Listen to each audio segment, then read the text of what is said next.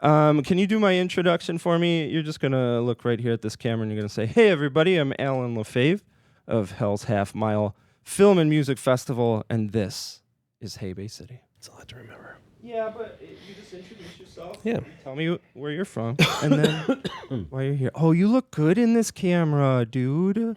Ooh, the lighting. I think you'd appreciate the cinematic lighting of it. All right. I've been trying to get a really good tan this summer, but even when I take photos, it still look like I'm, just slightly pink. I got the light temperature a little bit warmer for you. So you look the beard, man. It always does it. Well, you look tan. All right, good. You look pretty tan. So look right at this camera. Hey everyone. I'm Alan LaFave with Hell's Half Mile Film and Music Festival here in Bay City, and this is Hey Bay City. Nice. I always do two, just for funsies. Sure. So whenever you're ready. Hey everyone, this is Alan LaFave with the Hell's Half Mile Film and Music Festival, and this is Hey Bay City.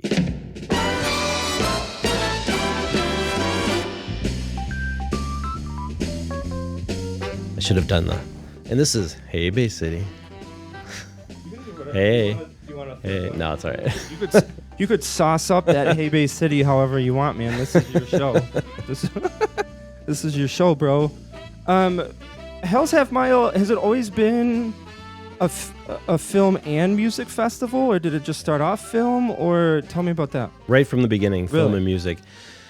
The way we sort of conceived it, a bunch of friends kind of got together and we were kind of complaining about having to drive down to Detroit and Ann Arbor. We were actually at the Blind Pig in Ann Arbor seeing a really great band from San Diego. Yeah, that's a cool venue. Yeah, and I haven't been there much since, but we were all sitting around between bands going, God, we drive down here all the time to see stuff. We should do something that brings the bands to us. So, because we were lazy, we wanted the bands to come to us. Mm-hmm.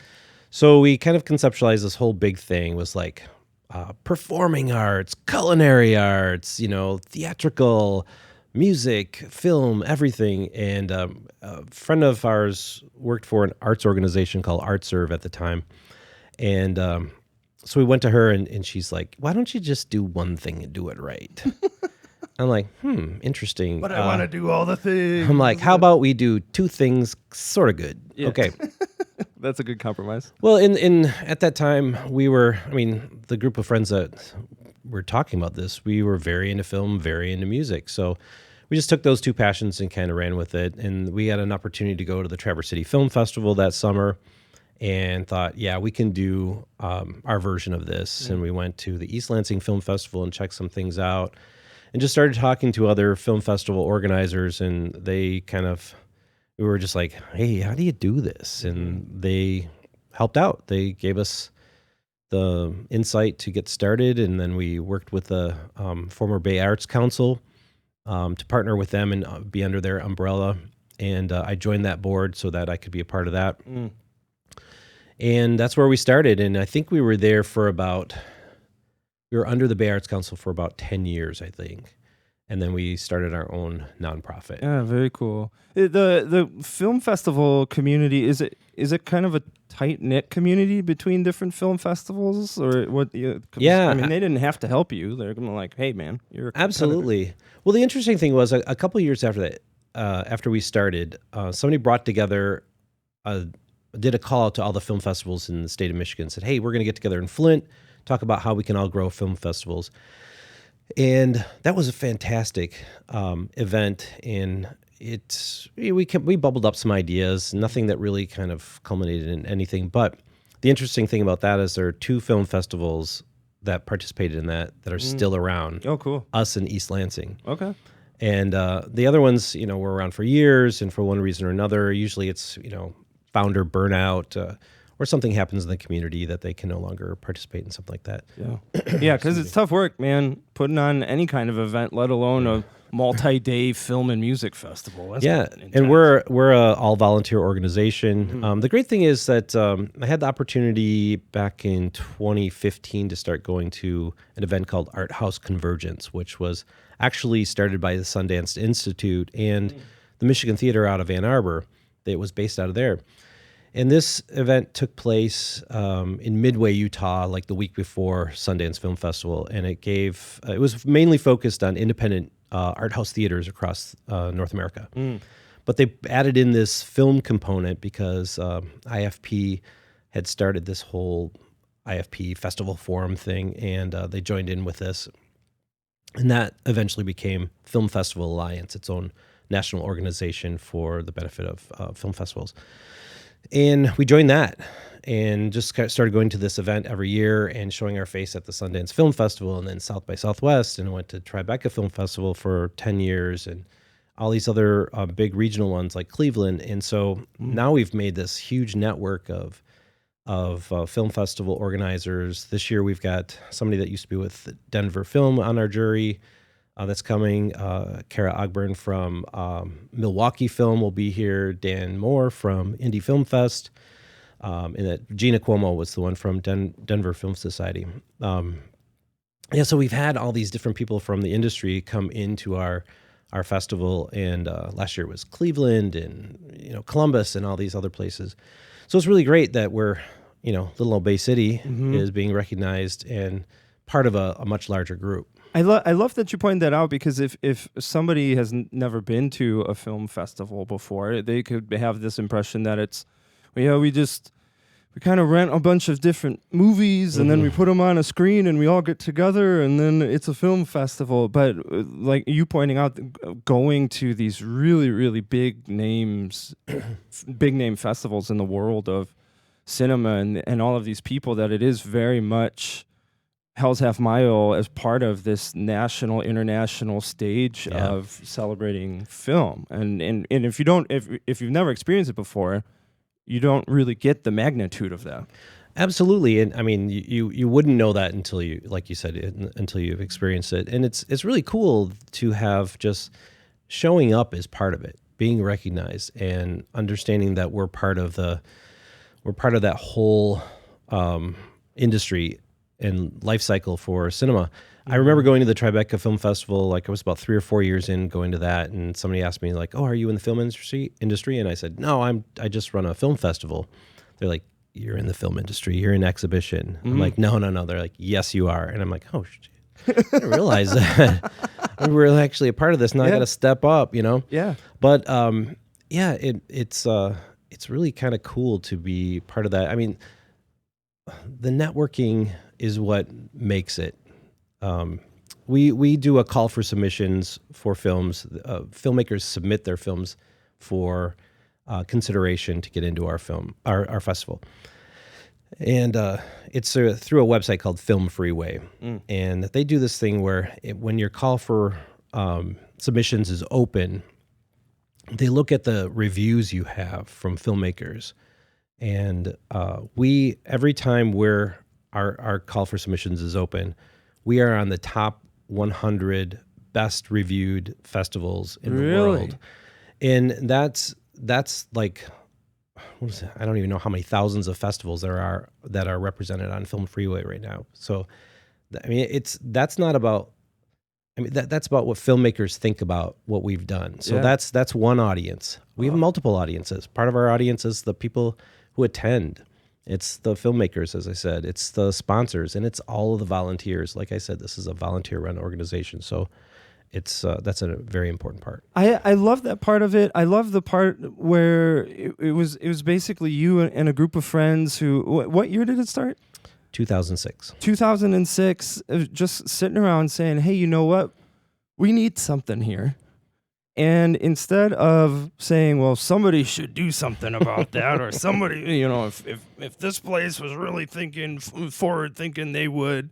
But you stepped in and you were like, we love this. So we are the best people for this job, because it's more than just an event. It's a passion for culture and art and all of these things, and bringing it in this experiential way. And I love that. So 2006 to 2023, dang. I know. Tell Look me at about that. it. I don't even remember what my life was before this. I think I had one. But yeah, that was the cool thing about that too, is actually deciding to do this, besides it being cool, is that I was part of the Cool Cities program. I don't know if you remember that. Jennifer Granholm, Yeah, she a was little bit. governor. Yeah. She had the Cool Cities program. You can apply for grants based on making your city cooler to retain youth, And our Bay City got the grant for the waterfall park, which was really cool. I could have jumped in after they already got that grant. And myself and Kelly Kent were the two youngest people on that group. And we went to some conferences in Lansing with a big group of people, and we learned about placemaking and stuff like that.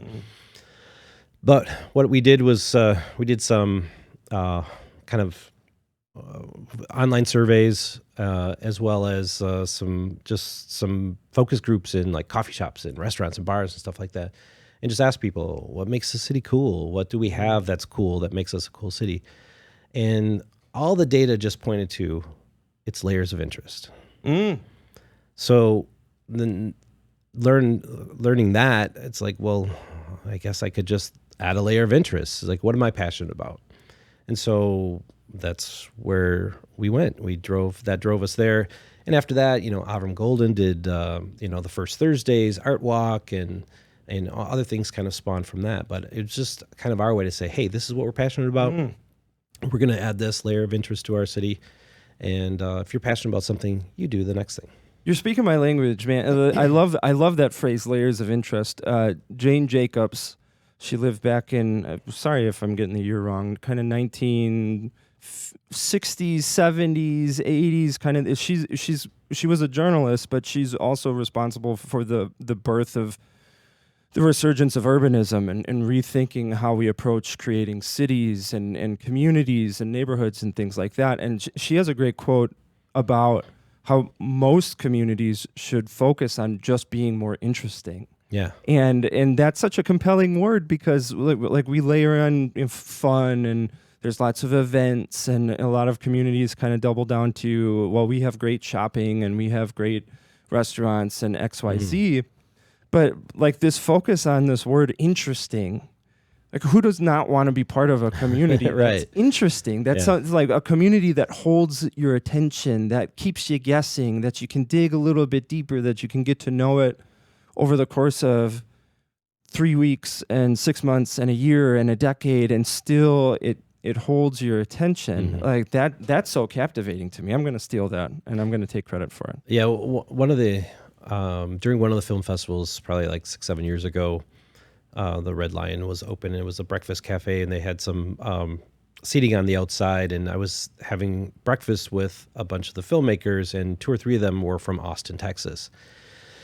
And as we were sitting there talking and eating, a pickup truck pulled by, and there was a guy with a giant stuffed gorilla in the passenger seat, and everybody was just like, "What is that?" And I looked over to the 2 or 3 people from Austin. I said, you guys always talk about how keep it weird, Austin. I'm like, we don't even have to say it. We just are weird, And I just love that. It's just something quirky. And I went to a governor's conference on tourism back in 2020, and I went to a placemaking seminar, and they were talking about murals and pocket parks and all those things that make a city very interesting. And somebody asked a question, is like, well, if my community makes pocket parks and murals, and the next community does, what makes my city any more interesting or different than that one? And I love the answer, which was something like, you're going to put your personality, your city's personality into it, and that's what's going to make it interesting. That's what's going to make it different. People love to see those things, but they love to see the variations, what the individual communities put into it. Yes, absolutely. Communities do placemaking wrong. Lots of for instance, like the pocket parks and the murals. Like you can absolutely do public art the wrong way. Just doing a mural, just doing a pocket park in and of itself is not good enough. What the necessary part of that is community engagement. And do you know the culture? And does this reflect the culture in some way? Does it fill a need? Are you getting the right people involved? Because sometimes good ideas can be inflicted on the wrong community, and it becomes a bad idea where it would have worked someplace else. But I love this idea, especially as it feels like our community is really building some momentum behind public art to talk about this, that it's not, public art is amazing and we need more of it. Paint the entire city, paint the entire county. But along the way, we have to make sure that it is reflective of the community, that it does involve the community, because the community has to look at this art every single day. Right. And if it doesn't, now that being said, not everybody's going to like every piece of art, and that's the great part of having a lot of art. Like, you may not like that mural, but you might like those 4 over there. That is a win. Yeah. And so that's my encouragement is we need more placemaking. We need more public art. But along the way, we have to make sure that that is reflective of who we are. Maybe it's a little bit weird. Maybe it's a demographic of our community that's not typically seen or recognized. Absolutely. Maybe it's part of our history. Maybe it's something, simply it's a homegrown artist doing what they do. It's abstract and weird and all over the place, but man, they are the best at what they do. We need all of them. Yeah, and that's where inclusion really matters. I mean, I feel like someone who hasn't really they haven't seen themselves in the community to be able to show that piece of them, that's somebody who has not had visibility, their art or whatever their view is, and you can put that out in public, and now that's that interesting, different thing that even the people in the community haven't been exposed to. Yep. So there's so much of that, and that's where film comes in too. The ability to tell stories, stories that are unfamiliar to us in our lives here in the Great Lakes Bay region, and that's part of just exposure, and it's about learning, and it's about finding something new. But there's also the opportunity to see your life on screen, something that's familiar to you. Like we had that short documentary, "Smelly Little Town," a couple of years ago, which was about the whole controversy of Madonna and the key to Bay City back in the 80s. Fantastic. That was such a great screening because so many people learned something new about that time when all they heard was, "She called us a stinky little town." Right. No, it was smelly. Yeah. Let's make a correction. Yeah. But the real point was that people got to see something familiar. They saw St. Stan's on screen, and the beer tent and the polka tent and everything. And that's really interesting. I like both ends of that, seeing something new and learning something that you'd never knew about, and seeing something familiar and being able to see yourself and your life reflected on screen. Not you as an individual, but where you're from, who your people are, you're part of the world even. Yeah. And it's very important. This question popped into my head as you were talking about being one of the top 100 reviewed film festivals. I used to direct choirs and selecting the music for the concert. There's a lot of work that goes into just the choices of that, because those individual pieces of music, they have to stand alone. They have to be fantastic pieces of music, but at the same time, they have to fit into this bigger puzzle of what kind of experience do we want people to have for 60 minutes. And musicians are the same way. Those songs, each individual song has to be killer, but the really great musicians know how to pick what song. I mean, you might have 30 songs, but you got to pick 12. And what are the 12? And how do you make it fit it into a bigger picture? So my question to you is, as part of this process of creating this festival, what goes into film and music selection? Maybe let's take film first, or you could group them together. But like, how do you go about picking these films and this music to create this festival? Yeah, we've definitely learned some lessons over the years. I think the first couple of years of music, it was like, all the bands we always wanted to go see, let's just have them come up here. And that wasn't necessarily a great fit for the audience. Well, first of all, we had to build an audience, and that's important. Yep.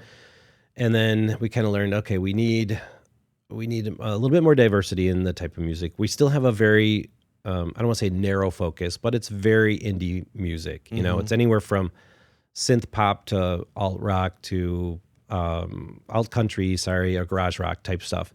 And, we've had to find bands that we're certainly not getting massive major label bands coming through here. But we are getting some really great talent from the region and from further out. That's a balancing act that the people who have in the past programmed that have really had to learn how to manage that, something that's a little bit more pop sounding along with something that's a little bit more folk sounding along with something. So there's a mix, but it's not too divergent so that it's off-putting. Right. You know? You gotta stay. You got different lanes, but in the same bowling alley. Yeah. Bowling center. Okay, bowling center. Yeah. Shout out to Bruce. How did Bruce? Do you know how Bruce got into bowling? It was in high school. Oh, really? Yeah. Did he just like recently get back? This is Bruce Falcon, by the way. Did he just recently get back into bowling? Because all of a sudden on Facebook, I'm seeing like, I bowled this game and I bowled this game. Well, he's been bowling, but he just recently got back into like tournaments. Okay, competitive bowling. Yeah. Wow. That has to be so. Like there's an art to that of picking. Like when you said we've learned lessons along the way, and I feel that this is putting on this festival in and of itself is a creative act. How do we build something that one is beautiful and impactful, but at the same time something that people will actually go and attend?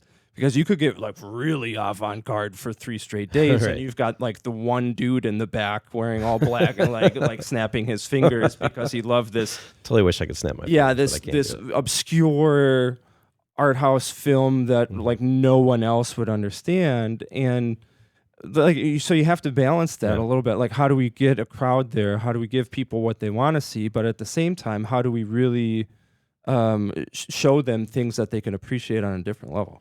Yeah, we really sort of developed a range. We do find some things on that on the commercial end, something that you may have some famous actors in. It was an independent film that just doesn't have a budget for huge marketing effort. Right. Maybe it has distribution, maybe it doesn't. So we see stuff like that. We've had people like, I don't know, Matthew Broderick and all these other big names that are in these films, but again, they didn't get huge box office, And then we go all the way over to the other end, which is like, I wouldn't say experimental, but very art house. In my personal philosophy with this is that even though we're presenting commercial, there's still something very creative and it has heart, or it's slick or something like that. But we're not going to dumb everything down. We're going to try to elevate. And that's my personal philosophy, is that we should always try to elevate the conversation. That doesn't mean speak above anyone. It just means bring them along with us. Yeah. We have the benefit of seeing these films that are submitted to us and going to other film festivals and just being incredibly open to like, this sounds neat. I mean, I'll go see it. I have no idea who these people are that are in it, or who this documentarian is, or whatever. So we are very, very open to exploring new stuff. I understand that our audience needs something to grasp onto at first in order to get into being a part of a film festival, attending one. So we give a little bit of both. We bring in that commercial end, and we bring in that art house end, and we hope that once they come in with that spoonful of sugar on the commercial end, that they stay for more. And I really truly feel that when people actually come to the film festival, they're in. They're gonna stay for more. They might not like or love everything that they see, but they're like intrigued that this is the type of entertainment or cinema that's being provided, and they give it another chance. And sometimes it's not even about, we see some films that we just truly, like, if you've been a programmer for a long time, you go, this is a Hell's Half Mile film. It's that weird, quirky, interesting, but at the very center of it has some sort of like heart or artistic value that we just feel like is part of who we want to be. And we've got some like that this year. Oh, well, yeah. I'm going to ask you about that in just a second. First, I want to gloat over what you're saying right now, because I think it speaks to what a gift this festival is to us in this area. Because not only is this a festival that I'm going to say most communities do not have. Like, we have something here that nobody else has. There is only one Hell's Half Mile film and music festival, and it's right here in Bay City. And that in and of itself should be special, because it's something that you just can't go anywhere. Like, you can go to other film festivals, sure, but but you can't go to Hell's Half Mile Film Festival here. And your approach to the curation of this event, I think, speaks to the fact, like, you don't have to be into films and cinema. Like, you don't have to be in that scene to want to go and experience this. Like, you could binge on superhero movies every single day for the last 10 years, and I'm not hating on that at all. And then this is intriguing. Yeah. Or you could never watch movies a day in your life, but the fact that you can go for these 3 days, 3 days, correct? Yeah. 4 days with the opening night. Yeah, 4 days with the opening. 4 days, and really, like, immerse yourself in unexpected things. Yeah. And discuss, like, I'm looking at this list of films right now, and, like, I haven't, none of them. I've never heard of Right. any of them, and that in and of itself is super, super fun. Yeah. Like, you can buy a ticket and go to the theater, the local movie theater, and know what you're going to get. But the fun part of this is, I've never heard this band before. I've never seen this film before, but I'm going to strap in and hold on for the ride. Yeah, and the interesting thing that happens with this is you're catching a lot of talent on their way up. Oh, yeah. And, it's like we had a film directed by a woman. It was a movie called Farrah Goes Bang. And she is now one of the few directors on the Marvel TV series Ms. Marvel. She's done, a number of... Her last film was bought before it premiered at Sundance. It's like cool. We're getting these people on their way up, and then some people that are just bubbling on huge success. Like we had one of our first jurors for the festival was Damien Chazelle. And if you're not familiar with him, he did a movie called Whiplash, one called La La Land, one called Babylon. He's had Academy Award winning films. Little guy, Yeah. Yeah. Kind of a big deal. So, I always like to throw his name out because that's pretty much the biggest guy we've had as part of our jury. But, we're not a big industry festival, but we like to bring industry into it just because they like to experience different regional festivals, and it's great for our audience to see that we're connected to the industry. Right. I think it's also a testament to the amount of intention that you guys put into creating this festival, and that you're identifying talent and great art before the rest of the world recognizes it. Because it would be one thing if you just kind of looked back at the most popular films from the last 5 years and been like, okay, we'll just pick this one. Okay, guys, sit here and watch the film. But to be proactive in that way and say, like, who are the best up and comers? Who are creating these films that are really interesting with some soul? Maybe a little obscure, maybe a little bit weird. Maybe this is narrative, maybe this. But to really identify the quality of it before it gets rubber stamped by the rest of the world. That's very cool. Yeah, absolutely. A lot of films go to Amazon Prime. Yeah. And they're just this is buried in a sea of other films. Many of them are so amazing, those films that are out there, but this is a opportunity, and I hate to use the word curated, but this is just an opportunity to see these things, especially in a theater where a lot of times you get to meet the actual filmmakers or cast, that are present. And that's a whole nother aspect of the festival that's really what makes it that much more valuable. But you get to see these films before they're buried in that sea of Netflix and all the streamers, and it's a good call out. Yeah, a great experience for people who are into film. A great experience for people who this might be your gateway drug into film. Because, like, where do you even start? Like, how do I know what movies are good or what movies I might be interested in? This is a completely new world. You can search through Amazon, you can search through Netflix, but to a certain extent, you got to kind of know what you're looking for. And there's only limited things available there, and they're all very, like, commercially popular and things like that. And so here's an opportunity for somebody who's like, you know what? I'm kind of interested in this world. And you get to buy your ticket and sit back and relax and kind of have all of this amazing stuff bestowed on you. That's awesome. Yeah, and, our programmers, they're not all like, film studies graduates or, students or anything like that. We do have some of those. But we also have people who are like, they've never have experienced independent film before. So they're bringing their sort of like outsider sensibility to independent film. So if you think this is just for one certain type of person, that, you know, cinephile, you're wrong. It's really for everyone. And this isn't just a funny thing that happened a few years ago. At one of the festivals, this guy was in his like early 20s, and he came to one of the films, and he's like, "Oh my God, I had no idea this festival was for people my age." I'm like, "Oh yeah, it definitely is." And then later that day, I had someone who was in their like early 70s go, "Oh my God, I had no idea this festival was for people my age." I'm like, "Who do people think this festival is for?" You know, I mean, Well, it's literally film festival. The phrase can carry some baggage. Sure, you're sure. thinking like, this is not for me. I'm not into film, but you got to call it something. And I think this is an important conversation to have, to tell people like, hey, this is a film and music festival because it has film and music. But whatever you think that means, throw that into the river and then just come, because it is very much an event for everyone. Yeah, and it's really about community. I mean, it's about people enjoying our community, coming in from outside or being here and, you know, gathering together at the center of our community, which is our downtown.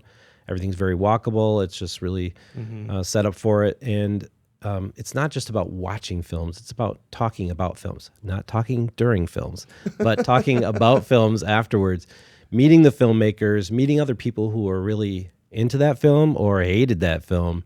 You know, I love those room splitter films that, you know, one person comes out and says, "Oh, that was the worst thing I've ever seen." And the next person's like, "You are insane. That was amazing." And we definitely have some of those for this year. Yeah, but like, to the kind of connecting it to public art does the same thing. And Joe Schapani, there's some conflict around not a lot of conflict, just a little bit of conflict about a recent mural that just went up. And Joe Schapani hopped into the comments section of a post that I made about it.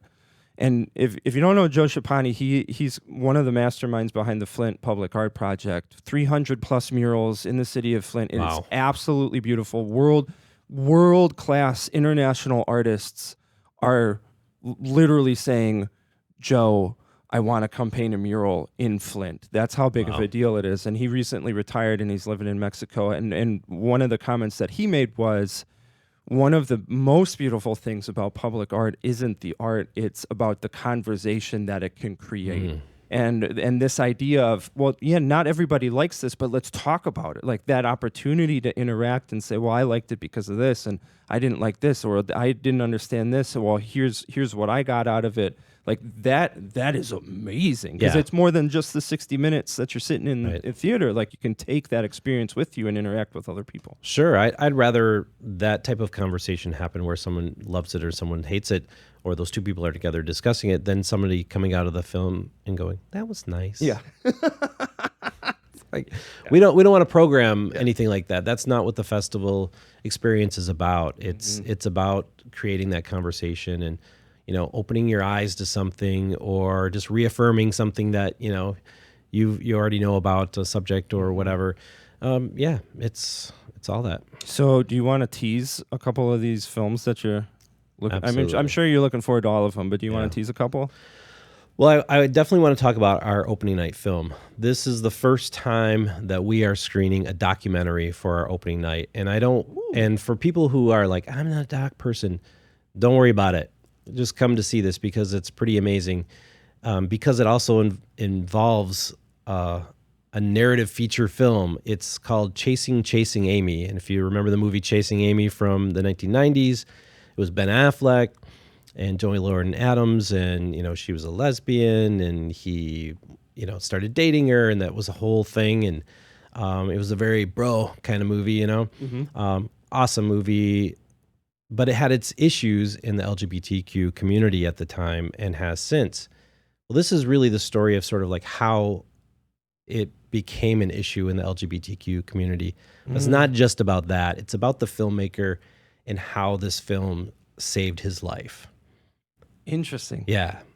And it becomes more about finding oneself. It's not just about sexuality or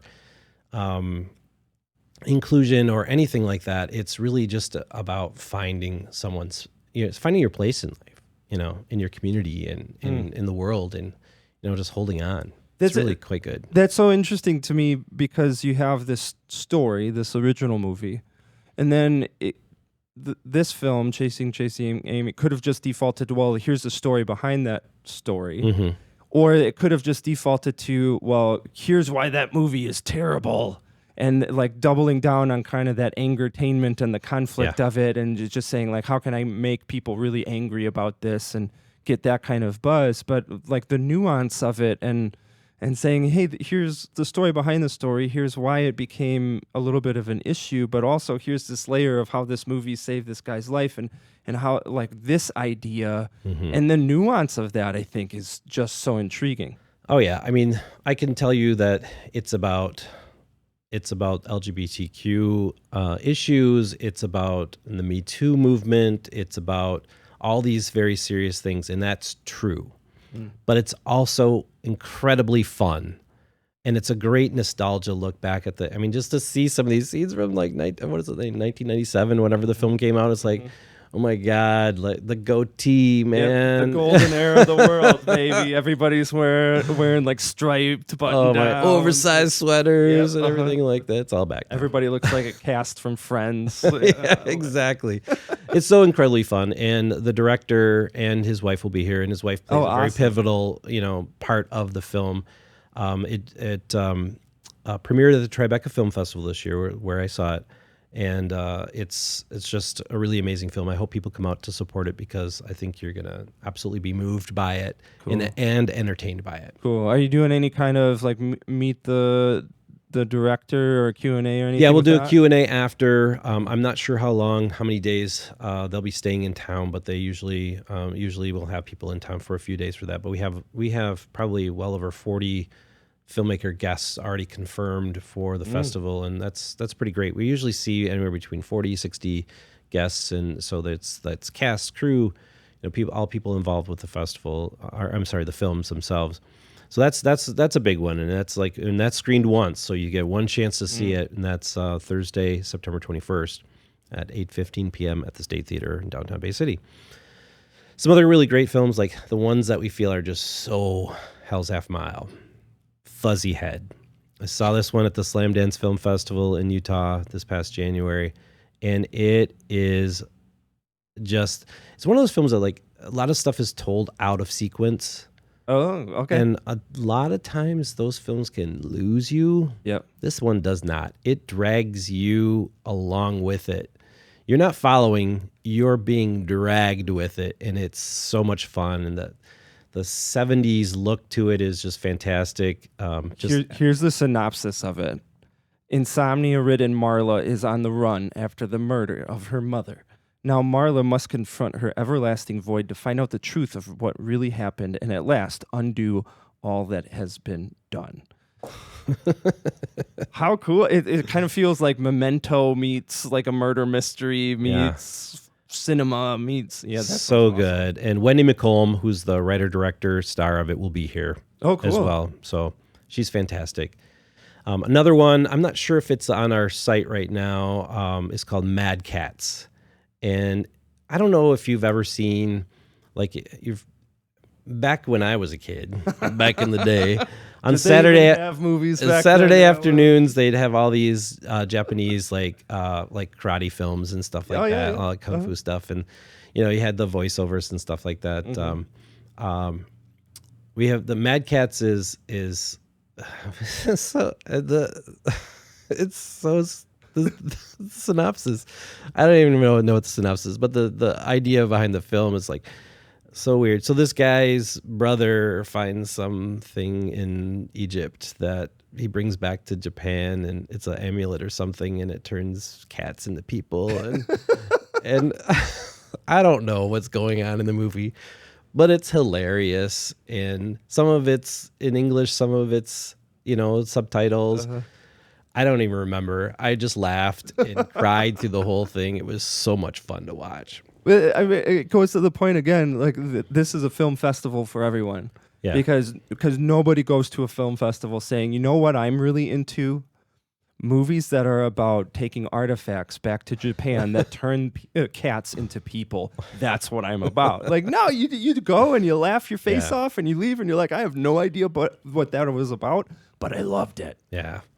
There's on the other end of the whole spectrum, there's a film called Kindling that it's a British film, and it's about a group of friends, some guys, they're like probably in their college age or just post-college age, that come back together with one of their friends this is basically their last weekend or week together. They're planning he's dying. And bring your tissues. This is a moving film. It's incredible. Yeah, I'm just looking at like a thumbnail screenshot from the film right now, and already I'm going like, I don't know if I could emotionally handle that, but I'm game. Like, there were a couple of years where we had like we programmed the festival, most of it, and we're like, oh my god, everything's so sad. We need some comedies in here. Well, sometimes you don't realize that until like you experience it yourself, and then you walk away and I'm sure that you guys are like this. Like you go through this festival, and then immediately you're thinking, well, what can I tweak? What could we do better? What is something that we could build on? Like this was a little bit of a misstep, or like you're constantly going into this evaluation mode of like, how can we tweak this? How can we continue to make it better and better and better? Yeah. Well, and I would say having a festival with a film about people or cats turning into people alongside something like this, I think you're covering the emotional spectrum pretty well. Yeah, I mean, we have tons of shorts programs too, so those tend to be very, very popular, and we'll have a lot of guests available for that too. But there's at least 2 Michigan shorts programs. There's, I think, I don't know, there's 4 or 5 other shorts programs. Sorry, you're probably like in the camera, you can see like a tear coming to my eye from like, I don't know if that's from Mad Cats and how funny it was, or if it was from Kindling, how sad it is. But like shorts programs are all over the place, so that's fantastic. Cool. There's a narrative feature by the name called Anne that's based on a true story set in the 1960s in Ireland in a smaller town, about a 15-year-old girl, and this is not a spoiler. It's in the synopsis. They mean it to be, but it's the last day of her life. This is based on a true story, and it's the last day of her life, and she's secretly pregnant. And it's the way it's shot is so, it brings you along so in such an interesting way. There's not a ton of dialogue. It's just being in the moment. It feels like real time. Very much in real time. Oh, cool. And I believe the producer is flying in from Ireland for that one. And I want to mention one more documentary, if please. I can. It's called Join or Die. It's not a threat. Tell me more. It's really about how this guy did this, like, probably, I think his name is Robert Putnam. He's done these studies since like I love Robert Putnam. Yeah. Bowling Alone. Yeah. Yes. Yeah, it's about that. It's goodness, my world is just being rocked. No one else in the world knows Robert Putnam. Oh my gosh. So this is about all of his theories on like how strong democracies are based around the population being part of groups. Yes. You need to be a part of your community. Yes. Whether that's a bowling league or a civic group or participating in the development of a film festival. It doesn't matter what it is. It's like the whole idea of like, bowling is going crazy these days. There's tons of bowlers, but there are very few people in bowling leagues. Yes. So it's more like we've morphed into this individualism as opposed to being part of the whole. And there's good reasons to be both, but this really kind of explores that, whether it's in religion or in civic groups or in sports groups or in educational programs or whatever it is. It's just a fascinating thing, and it's not all academic. Yeah, super fun, and there's a ton of really great talking heads in this. The people that speak on this. I'm trying to think of. It's like politicos and journalists and authors and so on. It's like a lot of people that you'll recognize. What is this called? Join or Die. I'm really resisting the urge to go down this rabbit hole. This excites me so much. I mean, I'm just gonna say and try to avoid going into another hour-long conversation. But like what Robert Putnam has done in his work and his research and his books, they can save the world. The ideas that he not only proposes but has studied and shows numbers, and like his background as a professor, like giving this support. This is more than just somebody sitting in an armchair going, you know what? We should really join more bowling leagues. Wouldn't that be nifty?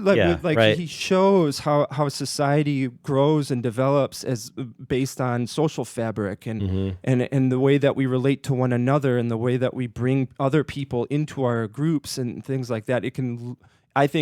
What Robert Putnam has done, he can save the world. Unfortunately, you have to be in kind of the community space, the sociology space to really appreciate it. But man, if this documentary blasts him to the stratosphere, it could change everything.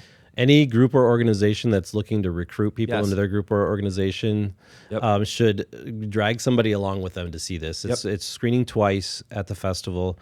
Give you an opportunity to see it. We're hopefully some of these films, we do about 5 or 6 films each year that get a second screening. And the reason for that is we feel like there will be buzz when they, after the first screening. Oh, yeah. And we wish we could do more, but, we only have so much capacity and we don't want to stretch ourselves. Yeah, people go home and be like, oh my God, you should see that movie. Yeah, it's like, you've got one more chance to see it. Oh, that's super cool. Yeah, and usually Sunday's the sort of the repeat. Does Join or Die have 2 screenings? Yep. Okay. I think it's Friday and Sunday. Okay, I'll make sure to be at both. Yeah, and just to point that out even more, like you don't have to be in community work or urbanism or development or anything like that. If you are part of something trying to bring other people into that, or starting movements or running businesses, you just want better relationships with the people that you know, like you should watch this, because it just breaks down how human beings work and how society and our culture right now has kind of broken that to pieces, and he shows that, and this is how we can fix this. Yeah, and it breaks a lot of myths. Yep. It really does. And I've been one of those people who's resisted joining civic groups. I'm like, I don't need that. Yeah. But I've participated in some things. I've spoke at a number of things. I've gone to a number of things.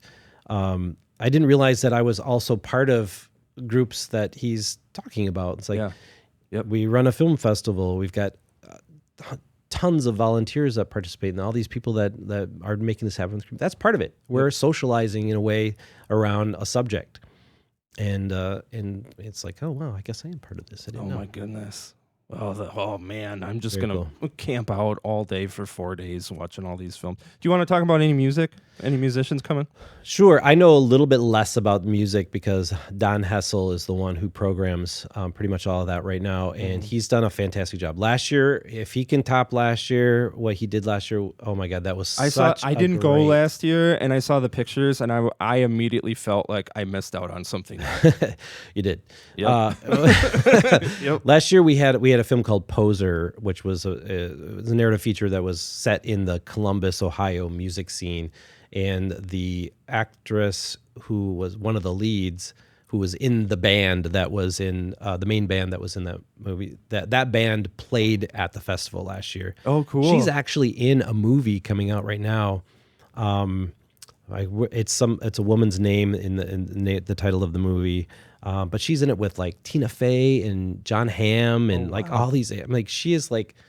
She was one of the actresses up for the part of Madonna in the Madonna biopic. But she lost it to the one from the Ozark? Inventing, Anna, Ozark girl, which is on off.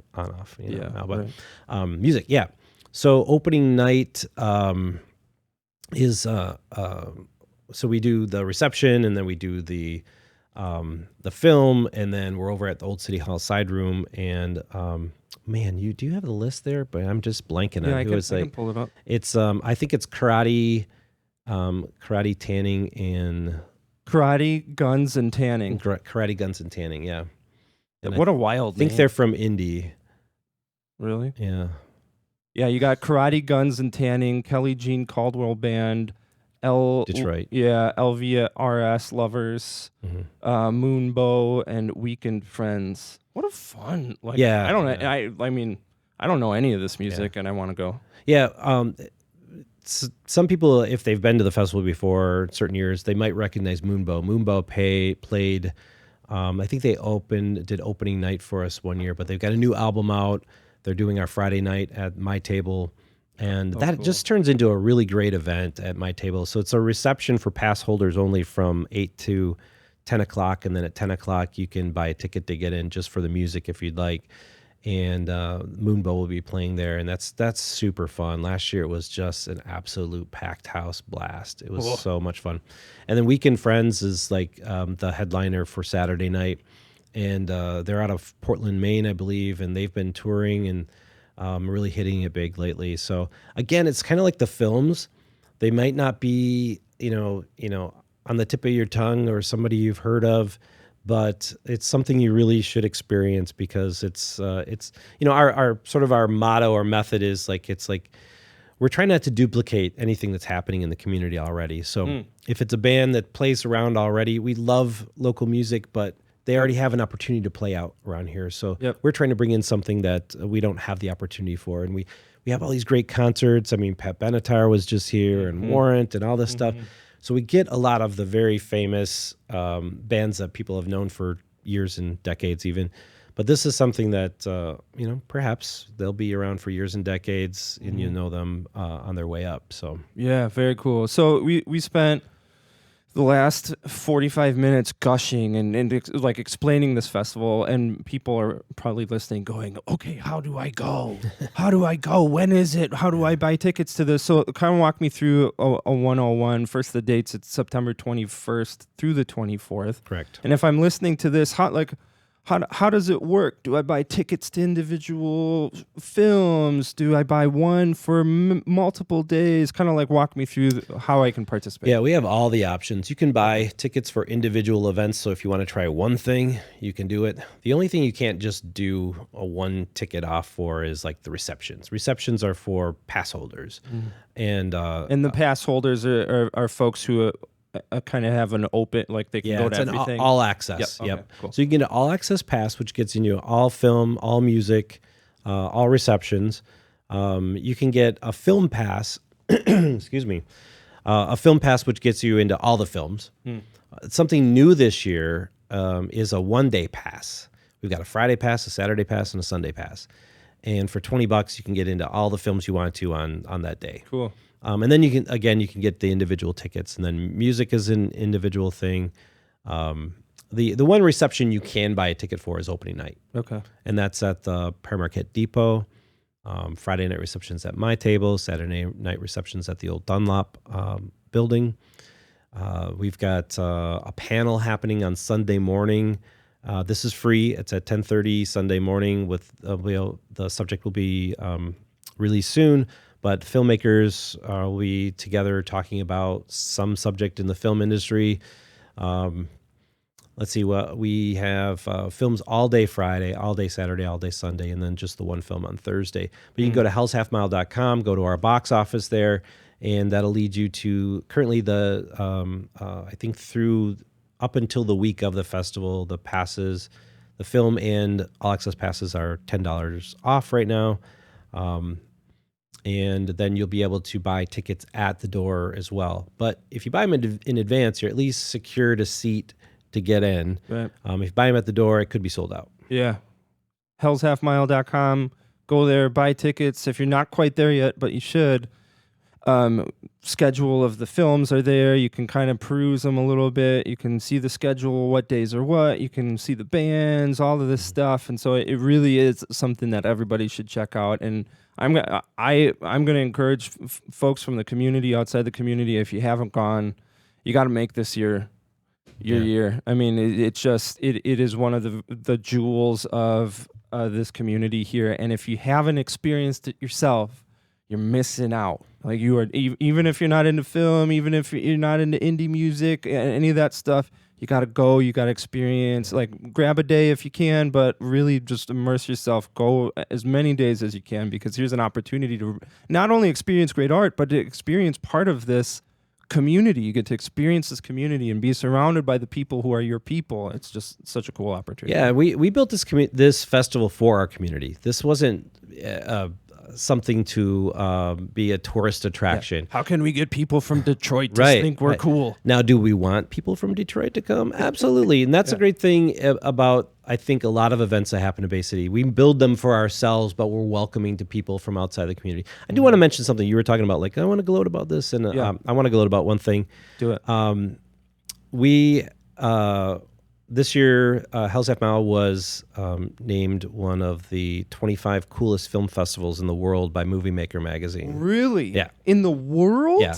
The top 25 in the world? 25 in the world. This is their annual list that they put out, and it's just, it's kind of a cool thing to just be on this list. I think that it means a lot to filmmakers, and I feel like it means a lot. It definitely means a lot to us as organizers of the festival. But I hope it means a lot to our community as well, because our community is being recognized for something, and this is all based on the experiences of people from the industry saying, you got to go to this. Yeah, they're telling the world you have to go to this, and we want people in our community to go to it. Yeah, this isn't some schmo in his basement putting out a magazine going, I think Hell's Half Mile is pretty cool.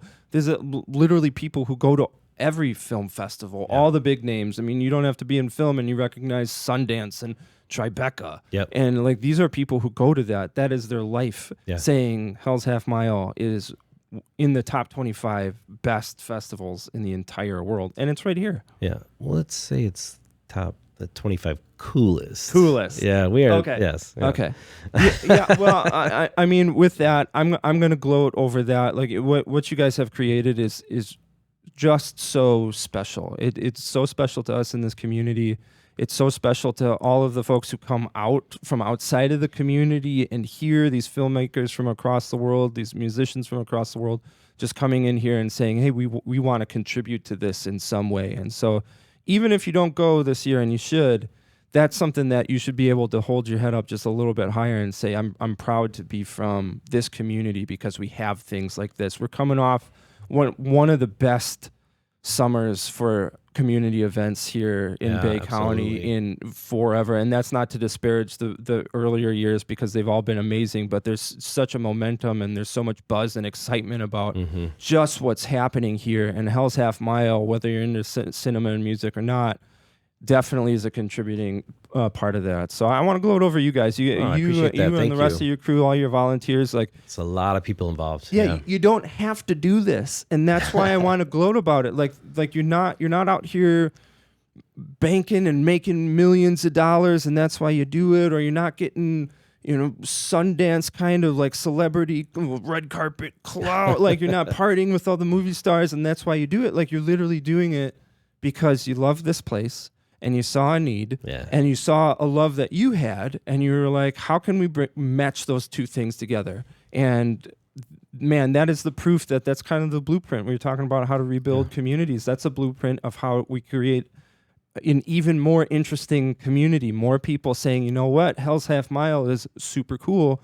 What's the gap that I can fill? Yeah, absolutely. And if you don't have volunteers, if you don't have people willing to do the work, and it is so much work, we all miss out. I get to experience it by simply buying a ticket and showing up, and I get top 25 coolest film festival in the world. Like, I get to sit down in my chair and enjoy life for 4 straight days.